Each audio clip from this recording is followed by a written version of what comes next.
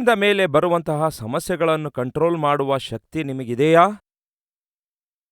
ಮುಂದಕ್ಕೆ ಸಾಗಲಾರದಂತೆ, ಪ್ರಶಾಂತವಾಗಿ ಮಲಗಲಾರದಂತೆ, ಕನಿಷ್ಠ ಹೊಟ್ಟೆ ತುಂಬ ಊಟ ಮಾಡದಂತೆ ನಿಮ್ಮನ್ನು ಕಾಡಿಸಿ ಪೀಡಿಸುವಂತಹ ಸಮಸ್ಯೆಯನ್ನು ಸಮಾಧಿ ಮಾಡಬಲ್ಲಂತಹ ಶಕ್ತಿ ನಿಮ್ಮಲ್ಲಿದೆಯಾ? ಇಲ್ಲ. ಅಂತಹ ಸಮಯದಲ್ಲಿ ನಾವು ಆಚೆ ದಡಕ್ಕೆ ಸೇರಬೇಕಾದರೆ ಏನ್ ಮಾಡಬೇಕು?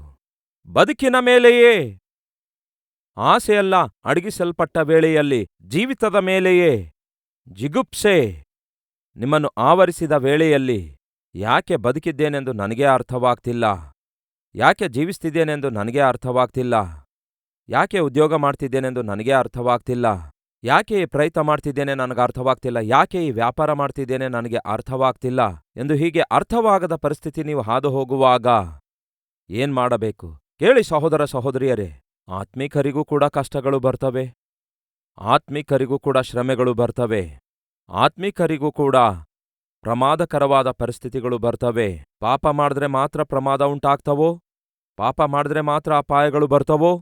ಪಾಪ ಮಾಡಿದ್ರೆ ಮಾತ್ರ ಅನಾರೋಗ್ಯ ಬರುತ್ತದೋ? ಪಾಪ ಮಾಡಿದ್ರೆ ಮಾತ್ರ ವಿಪತ್ತುಗಳು ಬರುತ್ತವೋ? ನೋ, ಅದು ವಾಸ್ತವವಲ್ಲ.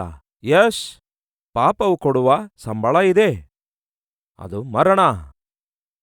ಆ ಮರಣಕ್ಕೆ ದಾರಿ ತೆರೆಯುವ ಮಾರ್ಗ ಬಹಳಷ್ಟಿವೆ.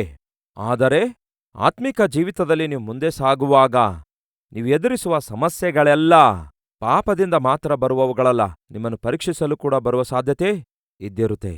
ಪೌಲನು ರೌಷವುಳ್ಳವನಾಗಿ ಸುವಾರ್ತೆ ಪ್ರಕಟಿಸುತ್ತಾ ಸೇವೆ ಮಾಡ್ತಿರುವಾಗ ಅನ್ಯಾಯವಾಗಿ ಪೌಲನಿಗೆ ಅರೆಸ್ಟ್ ಮಾಡ್ತಾರೆ. ಯಾರೊಬ್ಬರು ಕಾರಣ ನಿರೂಪಿಸ್ಲಿಕ್ಕಾಗಲಿಲ್ಲ ಯಾಕೆ ಅರೆಸ್ಟ್ ಮಾಡಿದ್ದಾರೆ ಎಂಬುದಾಗಿ.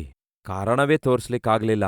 ಕೊನೆಗೆ ಪೌಲನು ರಿಕ್ವೆಸ್ಟ್ ಮಾಡುತ್ತಾನೆ, ನನ್ನನ್ನು ರೋಮ ಚಕ್ರವರ್ತಿಯ ಮುಂದೆ ನಿಲ್ಲಿಸಿರಿ, ನಾನು ನಿರಪರಾಧಿಯೆಂದು ನಿರೂಪಿಸಿಕೊಳ್ತೇನೆ, ನನಗೆ ಇಲ್ಲಿ ನ್ಯಾಯ ಸಿಗುತ್ತಾ ಇಲ್ಲ ಎಂದು ಕೇಳಿದಾಗ ಅದನ್ನು ಸಮ್ಮತಿಸಿರುವಂತಹ ಅಧಿಕಾರಿಗಳು ಅವನನ್ನು ರೋಮಕ್ಕೆ ಕರೆದೊಯ್ತಾರೆ.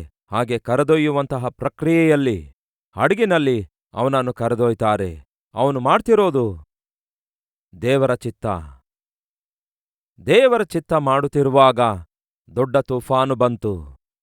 ಈ ದಿನ ಕೆಲವರು ಸೇವೆ ಮಾಡುವ ಸೇವಕರಿದ್ದಿರಬಹುದು, ದೇವರ ಸೇವೆ ಮಾಡುವಂಥವರಿರಬಹುದು, ಸೇವೆಯಲ್ಲಿ ಪಾಲ್ಗೊಳ್ತಾ ಇದ್ರು ಕೂಡ, ನಂಬಿಗಸ್ತರಾಗಿ ಸೇವೆ ಮಾಡಿದ್ರು ಕೂಡ, ದೇವರಿಗೋಸ್ಕರ ವೈರಾಗ್ಯದಿಂದ ಜೀವಿಸಿದ್ರು ಕೂಡ ಅನೇಕ ದೊಡ್ಡ ತುಫಾನು ಬಂದವು. ಅನೇಕ ಅಭ್ಯಂತರಗಳು, ಅನೇಕ ಆಟಂಕಗಳು, ಅನೇಕ ಆಪತ್ತುಗಳು ನೀವೆದುರಿಸಬೇಕಾಗ್ತದೆ. ಅದ್ಭುತವಾದ ಆತ್ಮೀಕತೆ ಮುಂದುವರಿಸುತ್ತಾ ಇದ್ರು ಕೂಡ, ಪರಿಶುದ್ಧರಾಗಿ ಜೀವಿಸಬೇಕೆಂದು ತವಕಿಸಿದ್ರು ಕೂಡ ನಿಮ್ಮ ಜೀವಿತ ಈ ದಿನ ಆ ಕಡೆಯಿಂದ ಈ ಕಡೆ ಬಡ್ಕೊಳ್ತಾ ಇದೆ. ಕುಟುಂಬದಲ್ಲಿ ಸಮಸ್ಯೆಗಳಿವೆ, ಆರ್ಥಿಕ ಸಮಸ್ಯೆಗಳಿವೆ, ಆರೋಗ್ಯ ಸಮಸ್ಯೆಗಳಿವೆ, ಬಂಧುಗಳೊಂದಿಗೆ ಸಮಸ್ಯೆಗಳಿವೆ. ಅನೇಕ ರೀತಿಯಾಗಿ ನಿಮ್ಮ ಜೀವಿತ ಆ ಕಡೆಯಿಂದ ಈ ಕಡೆ ಬಡ್ಕೊಳ್ತಿರುವಾಗ ನಿಮಗಿರುವ ಸಮಸ್ಯೆ ತೀರಿಸಿಕೊಳ್ಳುವುದಕ್ಕಾಗಿ ಬ್ಯಾಂಕ್ನಲ್ಲಿರುವ ದುಡ್ಡೆಲ್ಲ ಖಾಲಿ ಮಾಡ್ತಾ ಇದ್ದೀರಿ. ನಿಮಗಿರುವ ಸಮಸ್ಯೆಗಳಿಂದ ಹೊರಬರುವುದಕ್ಕಾಗಿ ನಿಮ್ಮ ಮನೆಯ ಬೆಲೆ ಬಾಳುವ ವಸ್ತುಗಳನ್ನು ಕೂಡ ನೀವು ಕೊನೆಗೆ ಮಾರಿಕೊಳ್ತಾ ಇದ್ದೀರಿ. ಹೊಲ ಮಾರಿದ್ರಿ, ಸ್ಥಳ ಮಾರಿದ್ರಿ, ಕಾರ್ ಮಾರಿದ್ರಿ, ಬೈಕ್ ಕೂಡ ಮಾರಿದ್ರಿ, ಬಂಗಾರ ಕೂಡ ಮಾರಿದ್ರಿ. ಯಾಕೆಂದ್ರೆ ಆ ಸಮಸ್ಯೆಯಿಂದ ಹೇಗಾದ್ರೂ ಮಾಡಿ ಹೊರಬರಬೇಕಂದ್ಕೊಂಡ್ರಿ. ಆ ದಿನ ಹಡಗು ಮುಳುಗದಂತೆ ಕಾಪಾಡಿಕೊಳ್ಳುವುದಕ್ಕಾಗಿ ಪ್ರಯಾಣಿಕರು ಏನ್ ಮಾಡಿದ್ರು ಗೊತ್ತಾ? ಆ ಹಡಗಿನಲ್ಲಿರುವಂತಹ ಸಾಮಾನುಗಳನ್ನೆಲ್ಲ ಸಮುದ್ರದೊಳಗೆ ಬೀಸಾಡಿದ್ರು. ಹೇಗಾದ್ರೂ ಮಾಡಿ ಬದುಕಬೇಕು ಎಂಬ ಪ್ರಯತ್ನ ಮಾಡಿದ್ರು. ಪರಿಷ್ಕಾರ ದೊರಕಿತೋ? ಸಮಾಧಾನ ಏನಾದ್ರೂ ಹೊಂದಿಕೊಂಡಾರೋ? ಸಾಕಪ್ಪ, ನನ್ನ ಕಷ್ಟ ತೀರಿದ್ವು ಎಂದು ಹೇಳ್ತಾ ಇದ್ದೀರಾ? ನೀವು ಮಾಡುವ ಪ್ರಯತ್ನ ಮಾಡಿ. ಎಲ್ಲಿದೆ? ನಿಮಗಿರುವುದೆಲ್ಲ ಮಾರಿಕೊಂಡ್ರೂ ಕೂಡ, ನನ್ನ ಉಳಿತಾಯವೆಲ್ಲವನ್ನೂ ಕೂಡ ಖರ್ಚು ಮಾಡಿದ್ರೂ ಸಹ ಸಮಸ್ಯೆ ಮಾತ್ರ ತೀರಿ ಹೋಗ್ತಿಲ್ಲ. ಕಷ್ಟಗಳು ಮಾತ್ರ ಬಿಟ್ಟು ಹೋಗ್ತಾ ಇಲ್ಲ. ಕಣ್ಣೀರು ಮಾತ್ರ ನಿಂತು ಹೋಗ್ತಾ ಇಲ್ಲ. ಅದು ಈ ದಿನ ನಿಮ್ಮ ಸಮಸ್ಯೆ. ಆ ದಿನ ಪೌಲನು ಹೋಗ್ತಿರುವಂತಹ ಹಡಗು ಎಂತಹ ವಿಪತ್ತಿನಲ್ಲಿ ಸಿಕ್ಕಿಕೊಂಡಿತು ಗೊತ್ತಾ? ಬದುಕುತ್ತೇವೆ ಎನ್ನುವ ಆಸೆ ಪೂರ್ತಿಯಾಗಿ ಹೋಯ್ತಂತೆ. ಆ ಹಡಗಿನಲ್ಲಿ ಪ್ರಯಾಣ ಮಾಡುವ ಪ್ರತಿಯೊಬ್ಬರಿಗೂ ಕೂಡ ಕೊನೆಗೆ ಅನಿಸಿದ್ದೇನೆಂದರೆ, ಮುಗಿದೋಯ್ತು, ನಮ್ಮ ಕತೆ ಮುಗಿದೋಯ್ತು, ಇನ್ನು ಬದುಕುವ ಚಾನ್ಸ್ ಇಲ್ಲ, ಇನ್ನು ನಮ್ಮಿಂದ ಆಗಲ್ಲ. ಈ ದಿನ ನಮ್ಮ ಮಧ್ಯೆ ಯಾರಾದರೂ ಇದ್ದೀರಾ ಇನ್ನು ನಮ್ಮಿಂದ ಆಗಲ್ಲ ಅನ್ನೋರು? ಲೋಕದಲ್ಲಿ ಸಮಸ್ಯೆಗಳು ಇವೆಯೋ ಇಲ್ಲವೋ? ಲೋಕಸ್ಥರಿಗೆ ಸಮಸ್ಯೆಗಳಿವೆಯೋ ಇಲ್ಲವೋ? ಇವೆ. ಲೋಕದಲ್ಲಿ ಸಮಸ್ಯೆಗಳಿವೆ, ಲೋಕಸ್ಥರಿಗೂ ಸಮಸ್ಯೆಗಳಿವೆ ಹಾಗೂ ನಮಗೂ ಸಮಸ್ಯೆಗಳಿವೆ. ಆದರೆ ಡಿಫರೆನ್ಸ್ ಏನೆಂದರೆ, ನಮಗೆ ಸಮಸ್ಯೆಗಳನ್ನು ಪರಿಷ್ಕರಿಸಬಲ್ಲಂತಹ ದೇವರು ನಮ್ಮ ಜೊತೆ ಇದ್ದಾರೆ. ಆ ಹಡಗಿನಲ್ಲಿ ಎಲ್ಲರೂ ಸಮಾನವಾದ ಸಮಸ್ಯೆ ಹಾದು ಹೋಗ್ತಾ ಇದ್ರು. ಆದರೆ ಒಬ್ಬನೇ ಎದ್ದು ನಿಂತು ಮಾತಾಡ್ತಾನೆ, ಒಬ್ಬನೇ ಧೈರ್ಯ ಕೊಡುತ್ತಾನೆ, ಒಬ್ಬನೇ ಅವರಿಗೆ ಊಟ ಬಡಿಸುತ್ತಾನೆ. ಯಾರು ಗೊತ್ತಾ? ಪೌಲನು.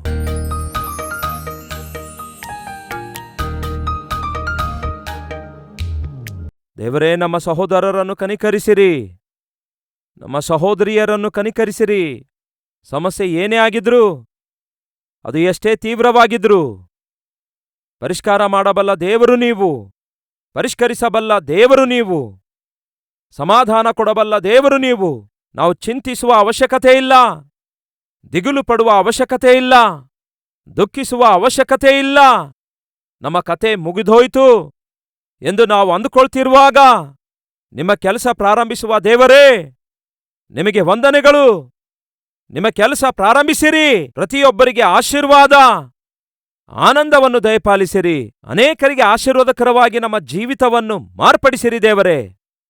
ನಿಮ್ಮ ನಾಮ ಮಹಿಮೆಪಡಿಸುವ ಕೃಪೆ ದಯಪಾಲಿಸಿರಿ ಎಂದು ಯೇಸುವಿನ ನಾಮದಲ್ಲಿ ಪ್ರಾರ್ಥಿಸುತ್ತೇವೆ ತಂದೆಯೇ, ಆಮೆನ್.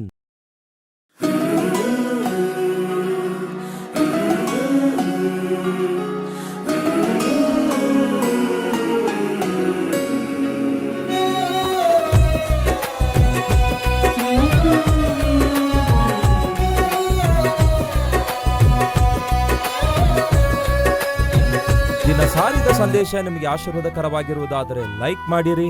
ಇಂಥ ಅದ್ಭುತವಾದ ಸಂದೇಶಗಳನ್ನು ಪ್ರತಿದಿನ ನೋಡಲು ಆಶಿಸುತ್ತಾ ಇದ್ದೀರಾ? ಹಾಗಾದರೆ ಸಬ್ಸ್ಕ್ರೈಬ್ ಮಾಡಿ, ಹಾಗೆಯೇ ಬೆಲ್ ಐಕಾನ್ ಕ್ಲಿಕ್ ಮಾಡಿ. ಅನೇಕರಿಗೆ ಈ ಸಂದೇಶವನ್ನು ಶೇರ್ ಮಾಡುವ ಪ್ರಯತ್ನ ಮಾಡಿ.